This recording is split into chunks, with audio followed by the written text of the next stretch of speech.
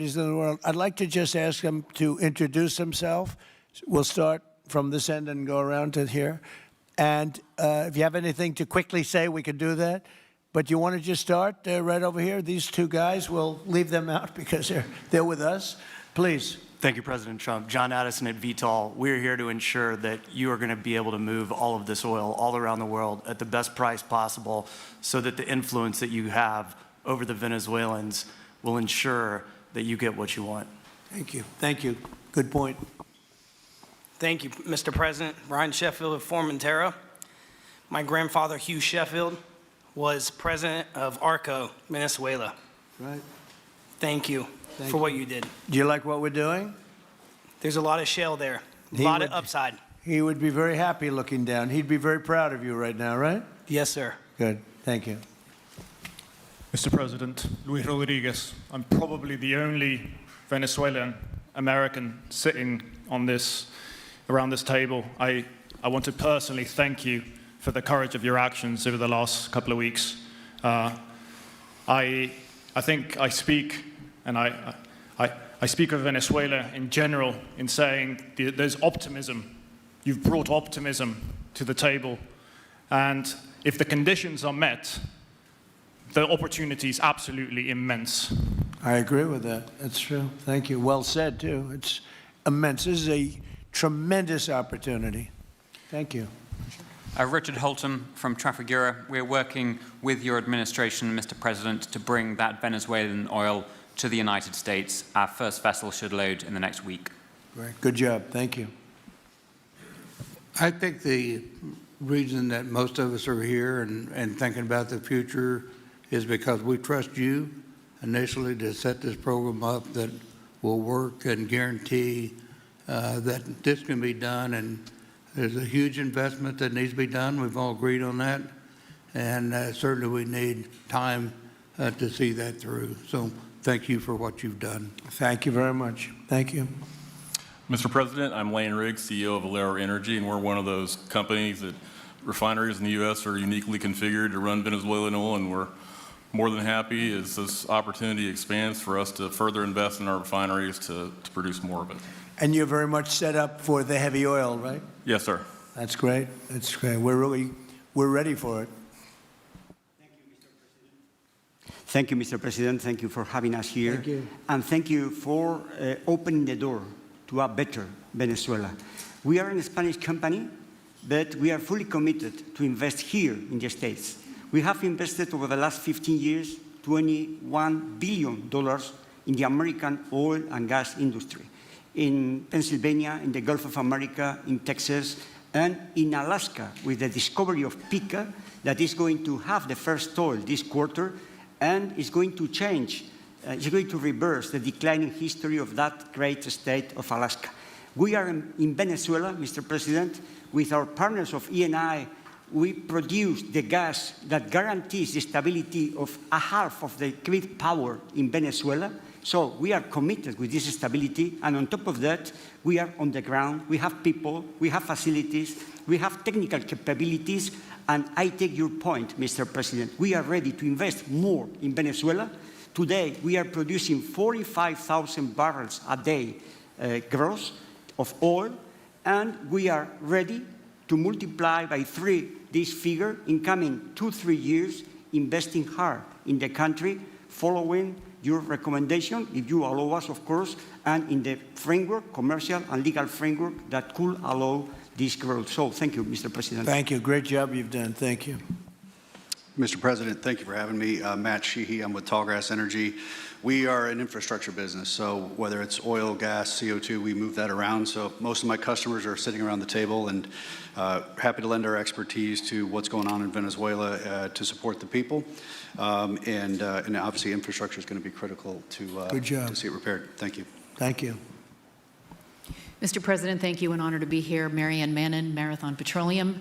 We are one of the largest U.S. refiners. On behalf of the men and women of Marathon Petroleum and of our industry, thank you and the administration for what you're doing for U.S. energy independence.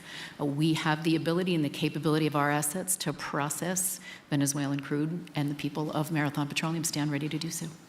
Do we need more refineries in our country? In the U.S., probably Yes. not. We have sufficient capacity. It's amazing. A lot of it was approved during my first term. We were getting you approvals that nobody could have gotten in Louisiana and other places, and they got built. Before that, it was a disaster. We didn't have the refineries. Now we do because of the first term. Please. Darren Woods, ExxonMobil. Okay, we'll go over here. Thank you, Mr. President. Jeff Hildebrand, founder and chairman of Hillcorp Energy, one of the largest private energy companies in America. Who's bigger, you or Harold? We're close. Huh? We're close. Harold. Absolutely, Mr. Ham. But thank you for your great, tremendous leadership in protecting the interests in the Western Hemisphere. The message that you have sent to China and our enemies to stay out of our backyard is absolutely fantastic. So thank you. Thank you very much. And finally, Hillcorp is fully committed and ready to go to rebuilding the infrastructure in Venezuela. You'll go there? You'll be going? Yes. Good. That's good. You'll be very happy. Thank you very much. Thank you, Mr. President. Jeff Miller, CEO Halliburton Company. We are the largest American oilfield services company. We're the second largest in the world, been in business over 100 years. Started operations in Venezuela in 1938. Long time in Venezuela. I personally lived there for 4 years and raised my kids there. So quite familiar with Venezuela and just couldn't express gratitude more so for the opportunity to return to Venezuela under the stability that I know that this team and your team are able to deliver. And so When did you leave? Huh? When did you leave Venezuela? As a company, we left under the sanctions in 2019. So we had intended to stay, and then when the sanctions went into place, we were required to leave. But very much interested in returning. Have 600 Venezuelans with Halliburton today, all around the world. Look forward to putting them back to work. Great job. Great Thank job. you. You'll be back. Please. Mr. President, I'm Alex Cranberg. My company, Aspect Energy, is one of the leading American international wildcatters. We've found significant fields in Central and Are you a South. wildcatter? I'm a wildcatter. That's pretty cool, I'll tell you. I would have been a wildcatter, too, if I was in. And you've been successfully wildcatting. We've found significant fields in Central and South America, in the Middle East, and in Europe. We're a leading That's oil great. producer in Hungary. But probably the most pertinent example is what a wildcatter does is take on risk and try to reduce it, and then other people come in and put more capital in later, so we're kind of kickstarters in the oil industry. We went into Kurdistan very early on, back when people told us it wasn't safe and we shouldn't do it. We found a big field there, and it ultimately has got to be developed along with one of my colleagues here to be one of the big leading fields in Kurdistan. We think that Venezuela has a tremendous amount of opportunity. If you look at the reinvestment required, the investment required, people are talking about hundreds of billions of dollars. But if you put that in perspective, that's 1 million barrels a day for 15 years is $220 billion net cash flow. So what we really need to do is to be able to kickstart production and then reinvest and have the confidence to reinvest. And what you're doing by putting the United States in control of the cash flow coming out of the country, it gives companies like ours the confidence to say we can kickstart this production and then reinvest and reinvest. In Hungary, we've invested $1 billion in changing the trajectory of Hungarian oil production. And we were only able to do that not because we could write $1 billion check, we're a smaller company, but because we reinvest all the cash flow back into new production. Good. Mark Good Nelson, job. Mark Nelson with Chevron again. Thank you, Mr. President. I'm Claudio Scalzi, and ICO, Italy. We started working in Venezuela in 1980. We have a lot of oil, but now just the gas is flowing because it's not under sanction. And as my colleague from Repsol said, we cover more than about 50% of the electricity in the country, so that is essential to it. And we're doing really well. We had a situation 3 days ago with Venezuela, and we're getting along extremely well with the people of Venezuela, both the people and the people that are running Venezuela.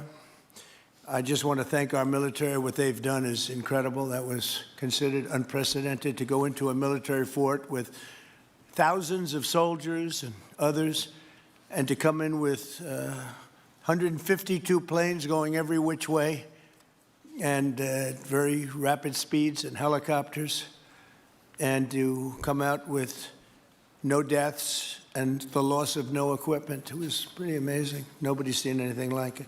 I was called by the leaders of numerous countries. I won't go into which ones, but the biggest and the strongest, and they said that was very impressive. They're all impressed. But today I'm delighted to welcome almost 24 of the biggest and most respected oil and gas executives in the world to the White House. It's an honor to be with them. We have many others that were not able to get in. I said if we had a ballroom, we'd have over 1,000 people. Everybody wanted. I never knew your industry was that big. I never knew you had that many people in your industry. But here we are. And if you, in fact, if you look, come to think of it, well, I got to look at this myself.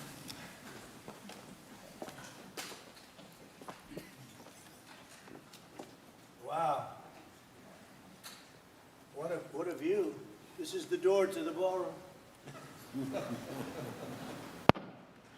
Well, what did you have?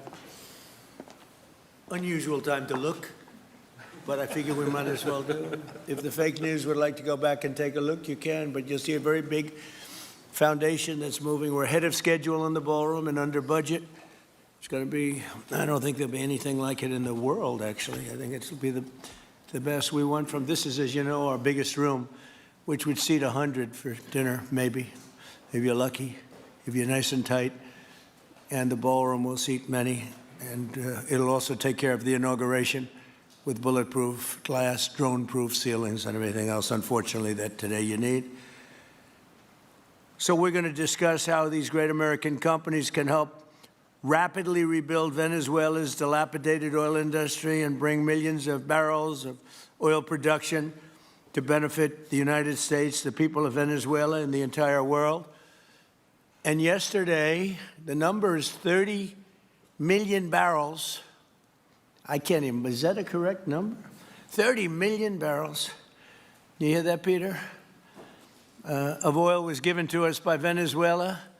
That's a lot of oil. It's about $4 billion worth, and it's on its way to the United States right now. And we want to thank Venezuela for that. And we're working very well with them, obviously, or they wouldn't have been so generous. But they respect us again. They didn't respect us at all before. So that's money that goes to the United States. Some will go to Venezuela, and some will go to the oil companies, but not that, because that's already been extracted.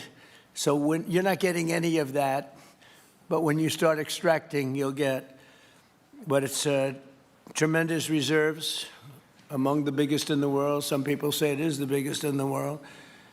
And we're going to be working with Venezuela. We're going to be making the decision as to which oil companies are going to go in, that we're going to allow to go in. Going to cut a deal with the companies. We'll probably do that today or very shortly thereafter with Chris and Doug.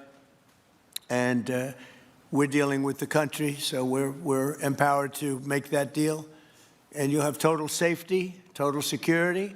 One of the reasons you couldn't go in is you had no guarantees, you had no security, but now you have total security. It's a whole different Venezuela, and Venezuela is going to be very successful. And the people of the United States are going to be big beneficiaries because we're going to be extracting, numbers of, in terms of oil, like, few people have ever seen, actually. So you're dealing with us directly. You're not dealing with Venezuela at all. We don't want you to deal with Venezuela. Let me thank Vice President J.D. Vance, who's doing a fantastic job. Secretary of State Marco Rubio, likewise, a fantastic job. I have good people. I like them better than my first group. But we had a great, despite that, we had a great first term. We had some great people there, too, by the way. But we had a great first term. We had the greatest economy in the history of our country in the first term, but this is blowing it away. And you haven't seen anything yet. Everyone's been shocked by the numbers, 5.4% GDP. And that's despite the fact that we were badly hurt by the Democrat shutdown, of which they'd like to see if they could shut it down again.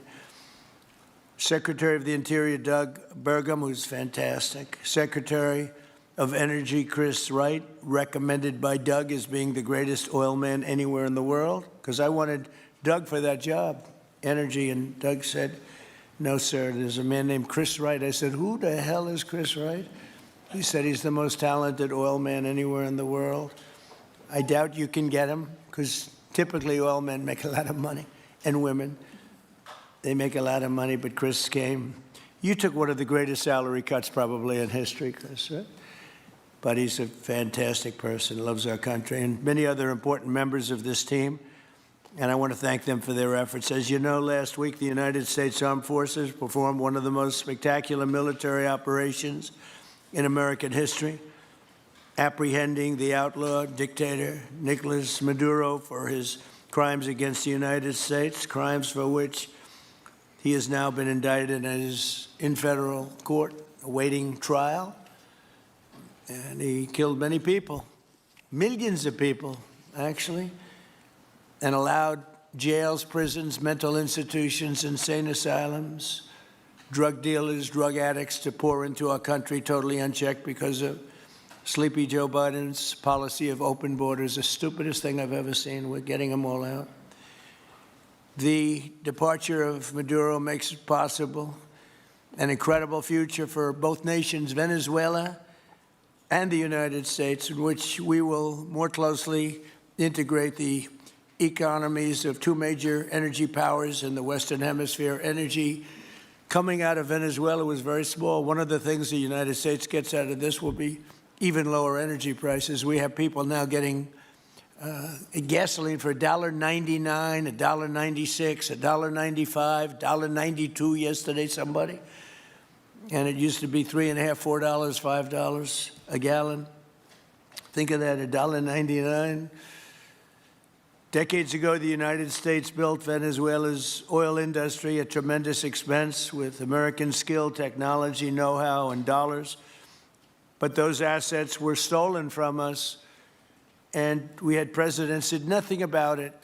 This president is much different than your other presidents. They did nothing about it. They stole it. Some of the people in this room were a little bit younger when that happened, but not that much younger. It wasn't that long ago.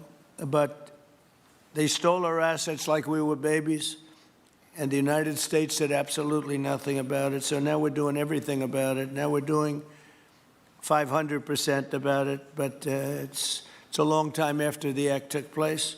So they stole from us, and it was taken by socialists and communists at the time, and Venezuela was going bad, really bad. And as much oil as they have, they're producing almost nothing, which is just a system. So we're really, if you look at it, we're taking back what was taken from us. They took our oil industry. We built that entire oil industry. Started a long time ago, but they took it, and they were very ungracious to this country, but now they're being very nice. American companies will have the opportunity to rebuild Venezuela's rotting energy infrastructure and eventually increase oil production to levels never, ever seen before. When you add Venezuela and the United States together, we have 55% of the oil in the world. The United States is number one. We have them drilling. Drill, baby, drill was my campaign. And Doug and Chris, I think we're setting records on drilling right now and taking oil without Venezuela. That's how we're getting the oil prices down. The plan is for them to spend, meaning our giant oil companies will be spending at least $100 billion of their money, not the government's money. They don't need government money. But they need government protection and need government security that when they spend all this money, it's going to be there so they get their money back and make a very nice return. The plan is for them to spend at least $100 billion to rebuild the capacity and the infrastructure necessary. Venezuela has also agreed that the United States will immediately begin refining and selling up to 50 million barrels of Venezuelan crude oil, which will continue indefinitely. We're all set to do it. We have the refining capacity. It was actually based very much on the Venezuelan oil, which is a heavy oil, very good oil, great oil. It's fantastic for certain things like asphalt roads, the best there is in the world for asphalt roads and other things.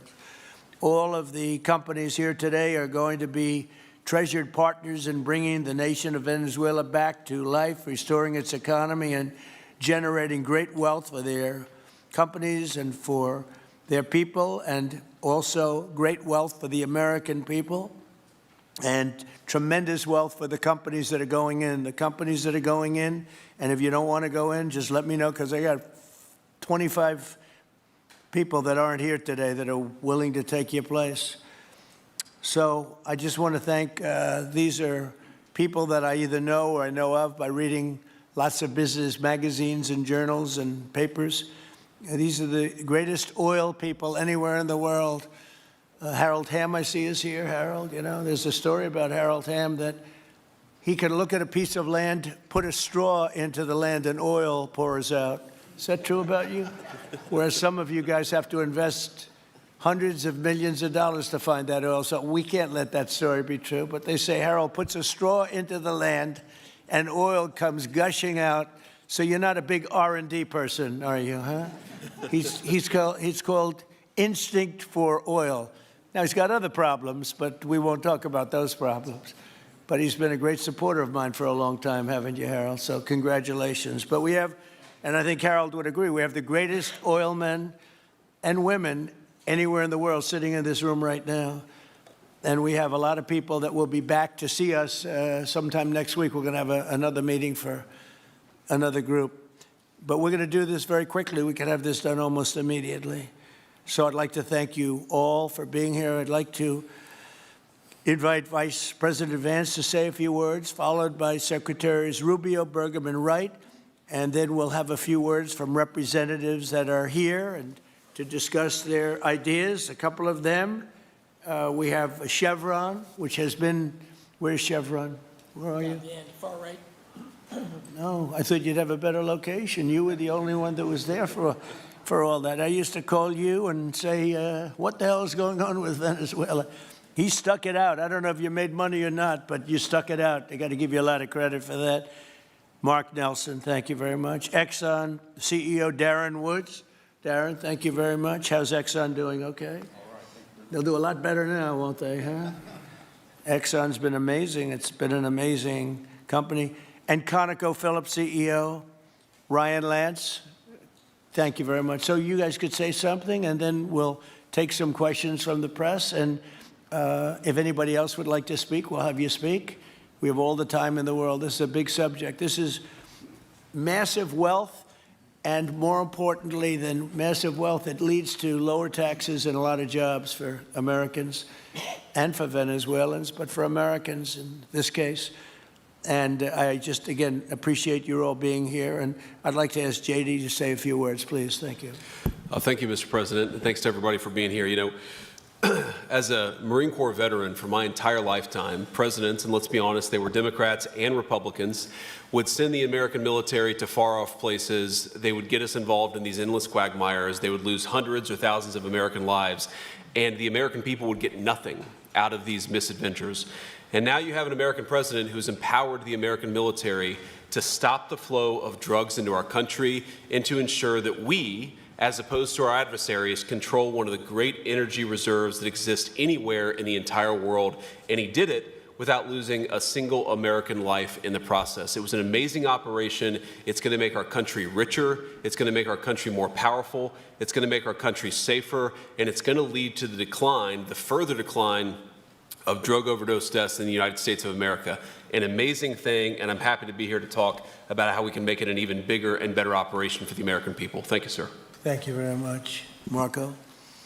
Thank you, Mr. President. And I think this is a reminder that everything this president does, everything President Trump does, is with the American people in mind. It was not in the national interest or national security of the United States and of our people to have in our own hemisphere a country, not just with vast energy reserves, but controlled by an indicted narco trafficker who flooded our country with illegal immigration, including drug gang members, openly cooperated with drug gangs, and by the way, stole the wealth of that country to fund a repressive regime and also benefit adversaries such as Iran. All of that is now changing.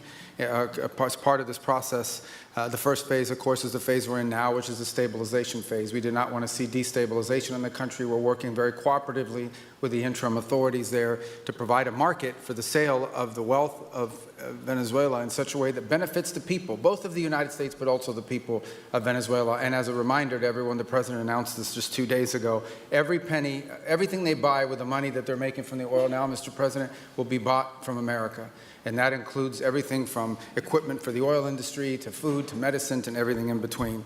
The second will be a phase of recovery, and then some of these phases will overlap, and that is to have a normal economy again where the money goes to the benefit of people, not the benefit of our adversaries or the benefit of elements in that country and around the world that are against our interests, at the same time as a process of reconciliation has to happen internally among the different sectors of society and politics and the like.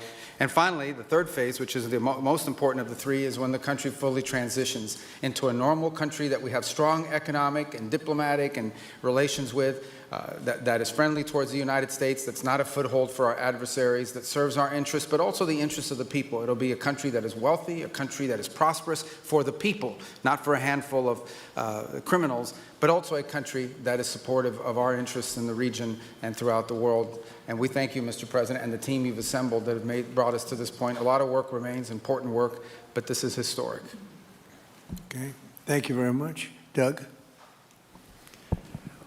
Well, Mr. President, I want to thank you for your leadership, not just as President, but as Commander-in-Chief. The boldness, the execution, the breathtakingly precise work that you've delivered both in Iran back in June and here has changed the field for the whole world.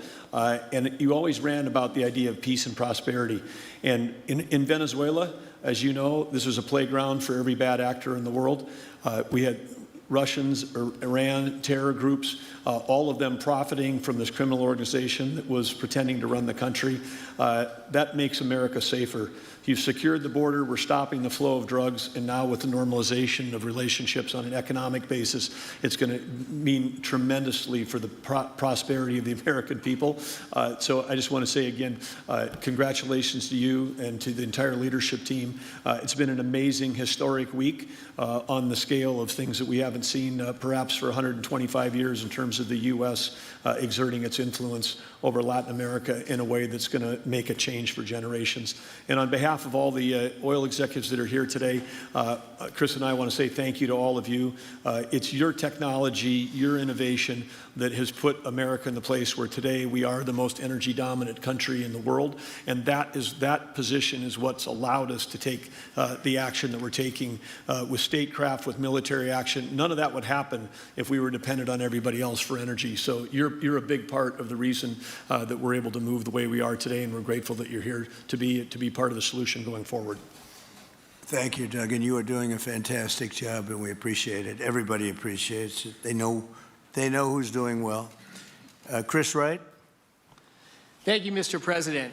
Yeah, what we've seen in the last week is leadership matters and credibility matters. Venezuelan oil has been sanctioned for many years, and the oil just flew, those sanctions were not enforced. That oil just floated out to trafficked by bad actors of the world.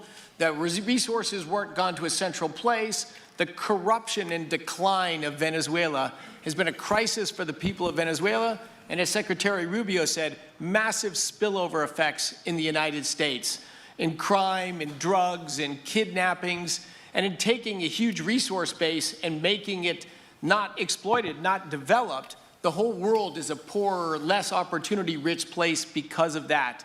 When you have materials underground, they've been underground for 1 million years. That does not make them a resource. That does not make them valuable for your country, your people, or the world. They only become a resource with technology, with capital, with rule of law, and a system of governance that encourages the harvesting of those resources to make the better world.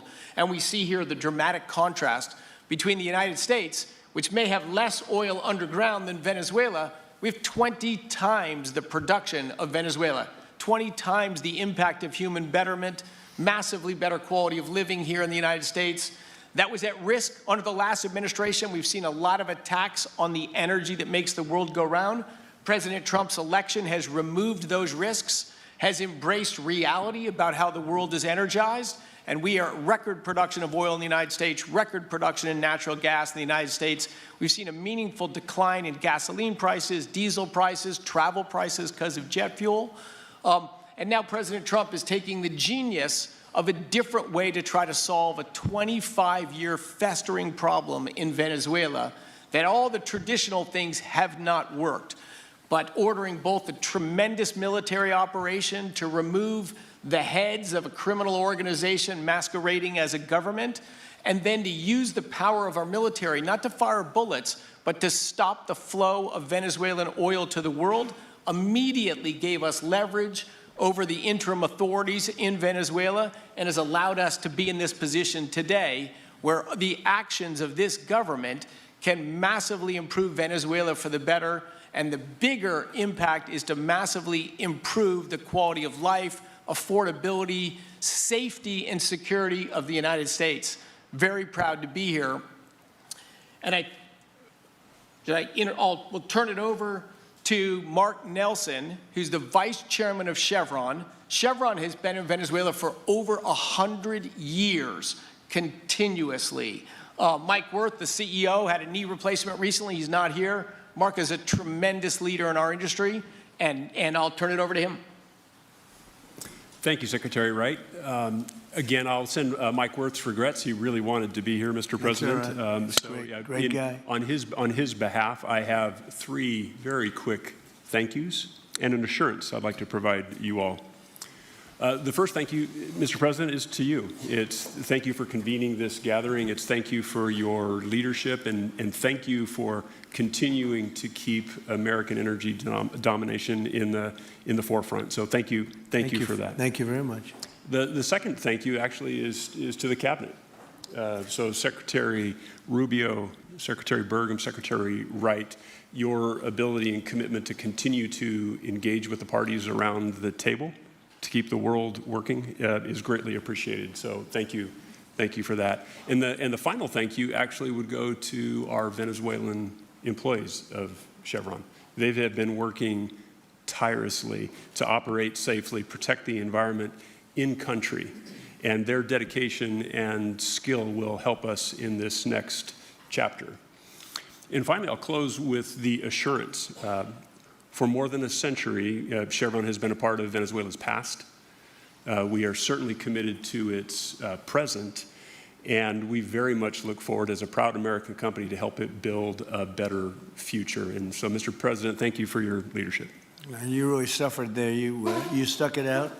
A lot of people left. A lot of big companies left. Many of the people sitting at this table left because of the safety risk and other risks. But you stuck it out. I give you credit for that. Sometimes it was hard. I remember 6 months ago I told you to stay, just stay. Things are going to happen. You'll be very happy. I didn't know they were going to happen this fast or this conclusively. One thing I think everyone has to know is that if we didn't do this, China or Russia would have done it. And if China or Russia were a next-door neighbor, because essentially this is not around the other parts of the world so far away where you fly in an airplane for 24 hours before you get there. This is sort of a next-door neighbor, if you think about it. And I told China and I told Russia, we get along with you very well. We like you very much. We don't want you there. Not going to be there. And if we didn't do this, China would have been there and Russia would have been there. Maybe they both would have been there together, but they're not going to be there now. One thing I will tell them, and I will tell you, that we are open for business. China can buy all the oil they want from us there or in the United States. Russia can get all the oil they need from us, and they do like oil, even though they produce a lot of it. But China and Russia and everybody else is able to go, and we'll be open for business almost immediately. I have a feeling the $100 million will be spent $100 billion will be spent very, very rapidly by these very big, powerful, and rich companies, and I think they're going to be able to rebuild the infrastructure. And I hope it's going to be brand new as opposed to a rehab, because I know the tremendous difference between the new and the not so new in your industry. The new is much more beautiful, much better in every way, and actually much smaller. It's like everything else, gets smaller and stronger. It's a combination of smaller, better, and stronger. So I hope you're going to build all brand new stuff, rip out the old crap that's been there for so many years, and do it the right way. You're going to be there a long time if we make a deal. If we make a deal, you're going to be there a long time. If we don't make a deal, you won't be there at all. It's, you know, sort of interesting. But again, China and Russia would have been there if we didn't do this. And the other thing, people ask about the second wave. I don't think it's going to be necessary. We have an armada, a giant armada like nobody's ever seen in that part of the world. And it's stationed off the coast. And we are getting along so well with the people that are involved and representing Venezuela that I don't think we're going to have any, I don't think it's going to be necessary to do the second wave. We were planning on a second wave, but the first wave was so powerful and so good and so strong.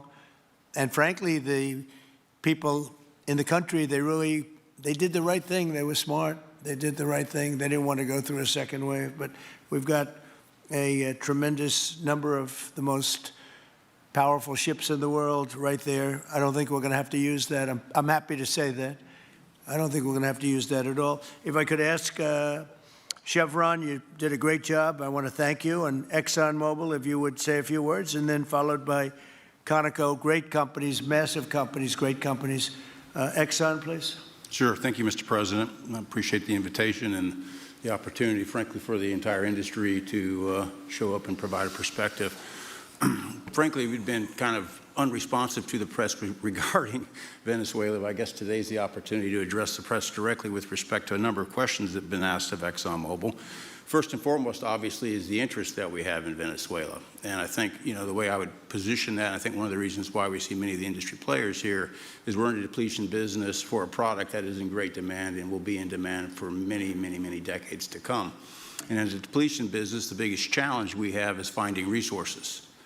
There's an opportunity in Venezuela with all the resources there is we don't have that challenge of finding, we have the challenge of developing those resources. So I think it's in the best interest of these companies and frankly society as a whole for the industry to be interested in understanding what the opportunity here represents.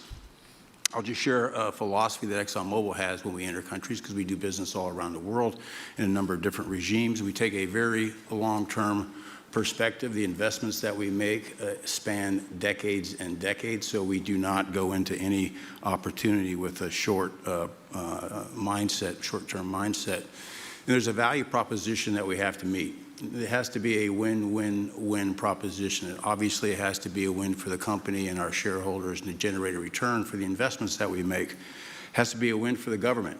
The resources are an important source of revenue that help support the people of the places that we do business. And it has to be a win for the people. We have to be wanted there and to be a good neighbor. And those three things ensure a stable, long-term platform for the large investments that we make for the long term. With respect to Venezuela in particular, we have a very long history in Venezuela. In fact, we first got into Venezuela back in the 1940s.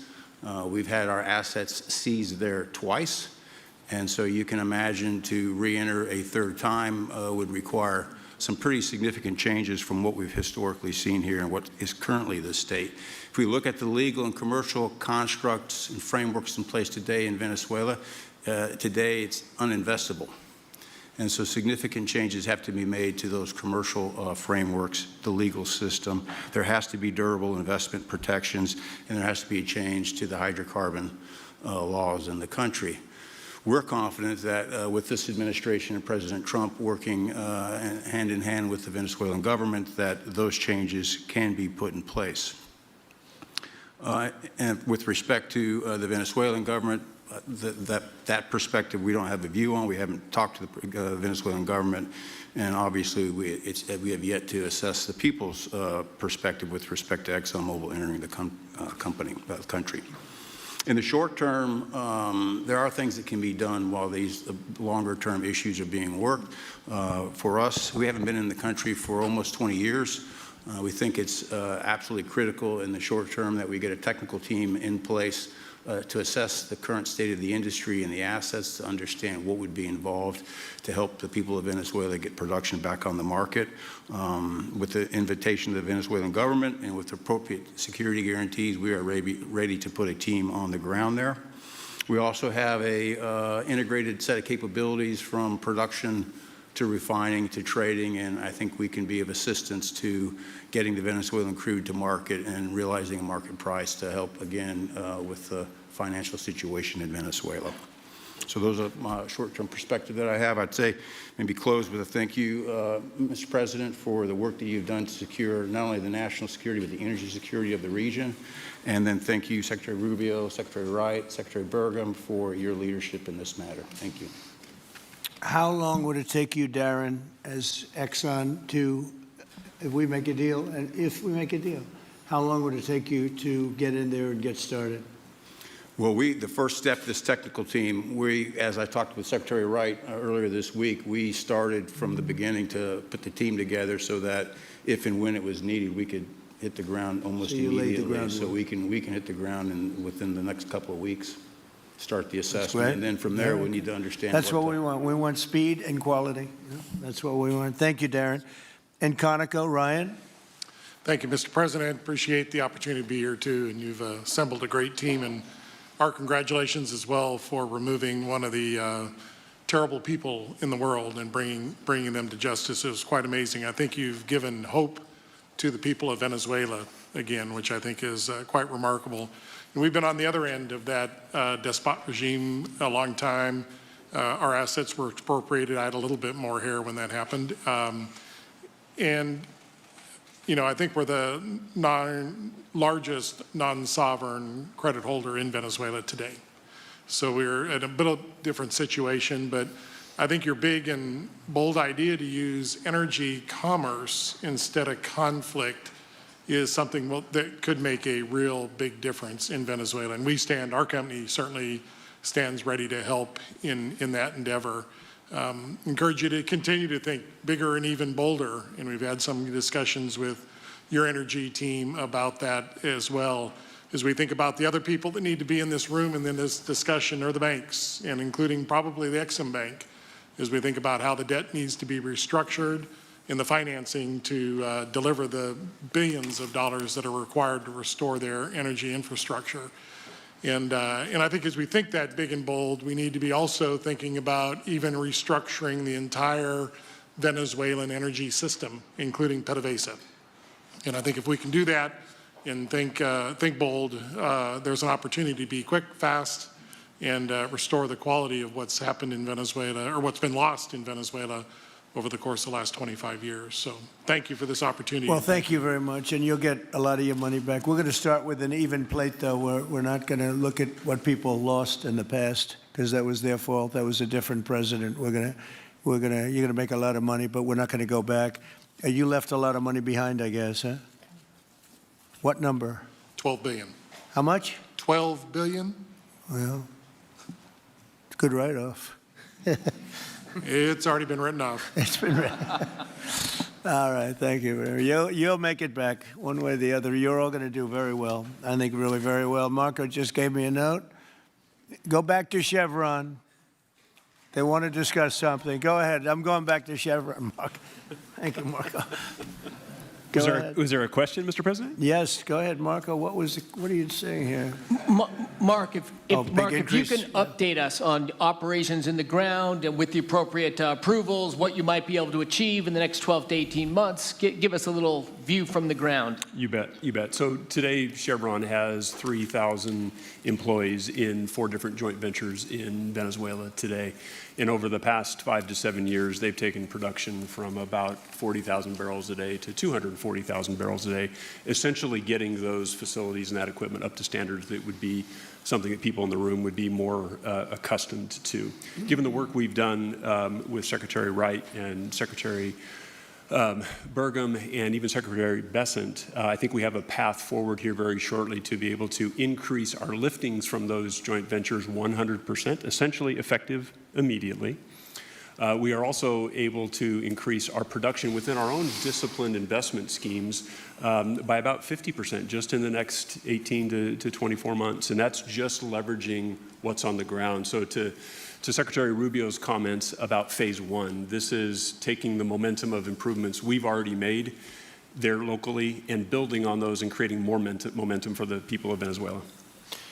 Do you think you have an advantage being there? It's, you know, you've been there by the skin of your teeth. It's been tough for you to be there. But do you think you have an advantage over the other people in this room by the fact that you are there? Yeah, I think there are, Mr. President, I think there would be days where it didn't feel like an advantage, and there are days where it does feel like an advantage. But having people on the ground today that care desperately about the people of Venezuela and know how to operate the assets that are there, that is a definite advantage today. Would you say the best locations are available, or would you say the best locations are already sort of worked, even though they're in very bad shape? The best locations for finding oil, the best locations for oil?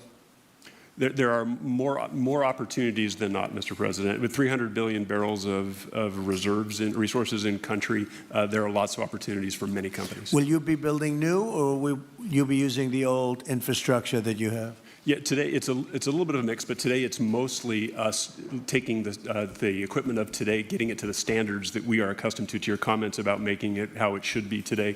Most of the investments that we've been making are about getting it up to our standards.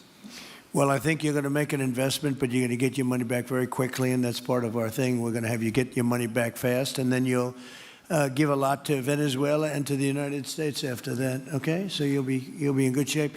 Could I ask Harold Hamm to say a few words? He's been a friend of mine for a long time. Very amazing man, actually, amazing energy person.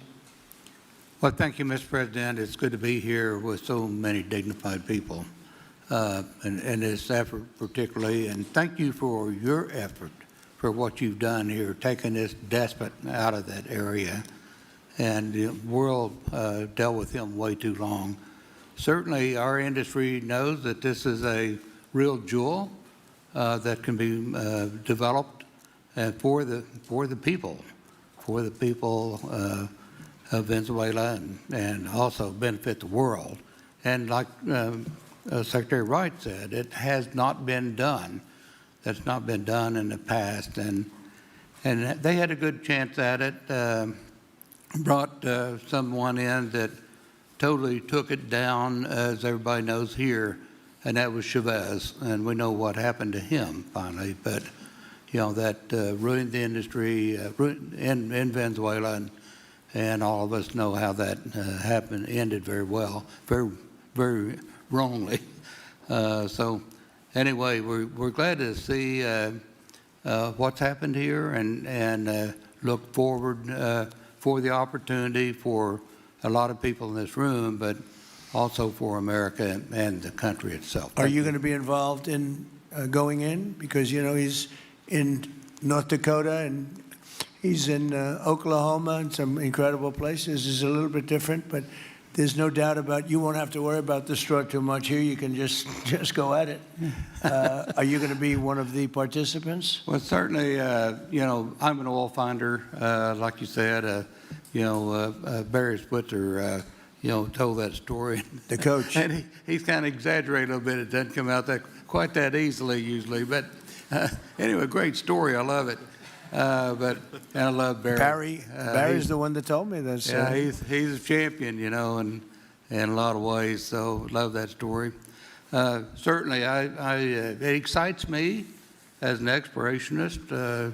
You know, everybody has that in their blood, and you know, it is a very exciting country and a lot of reserves, and so it's got its challenges, and the industry knows how to handle that. And like Darren said, you know, you go in with your eyes open and do the best you can with the team you got. So well, you're going to have you. something that they never had really here is tremendous security. You're going to be very secure, very safe, physically safe, in addition to financially safe. So it's good to see you, Harold. Thank you very much.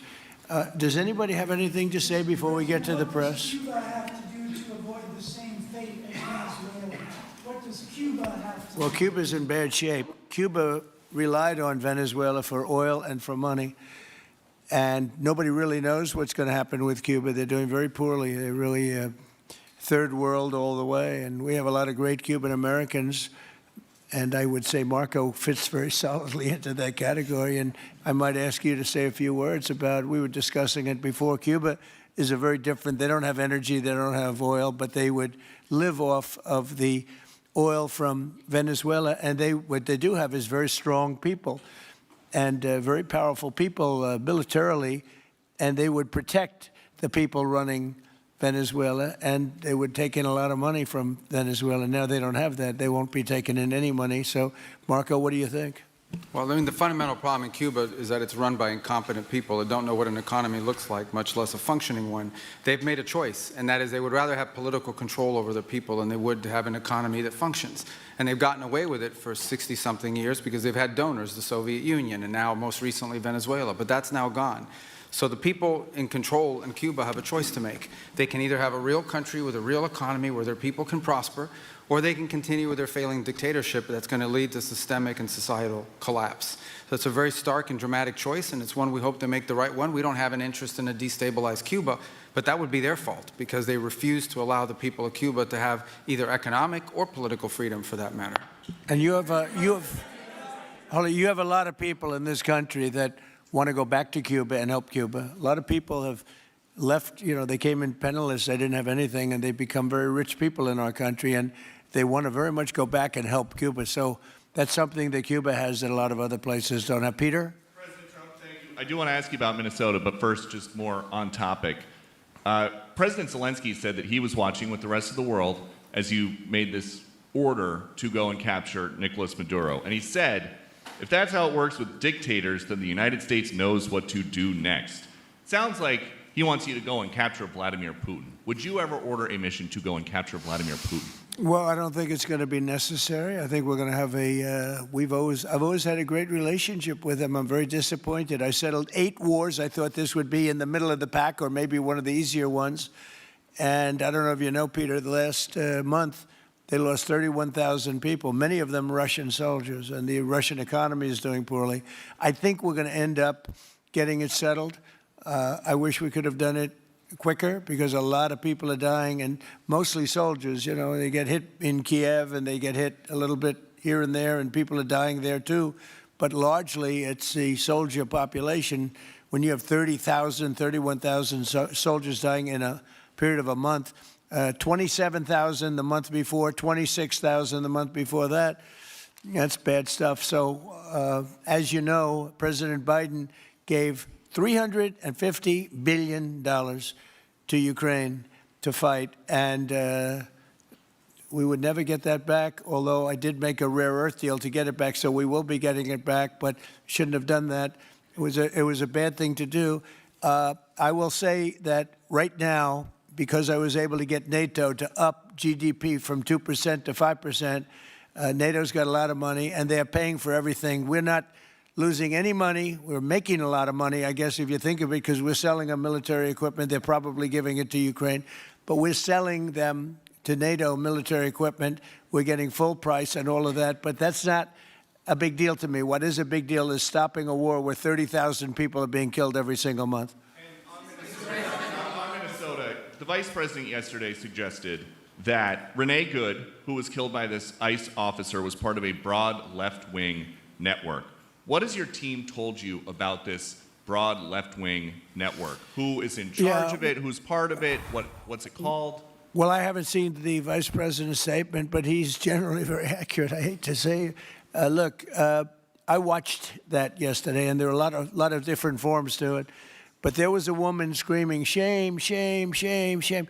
She was a agitator, probably a paid agitator, but in my opinion, she was an agitator, a very high-level agitator, so professional. She wouldn't stop screaming. I said, this isn't a normal situation. This is a professional troublemaker, because you heard it and I had it. Now, I will say this. The news sort of turned her down, turned her off, because you're trying to watch. She was so loud and so crazy and just not normal. When somebody sees something like that, they don't go screaming and the same words. So I guess you could say professional, but I didn't think she did a very good job. You have agitators, and we will always be protecting ICE, and we're always going to be protecting our Border Patrol and our law enforcement. Yeah. in your conversations with these oil executives today, did you provide any security guarantees so that they can do their work safely in Venezuela? And separately, Mr.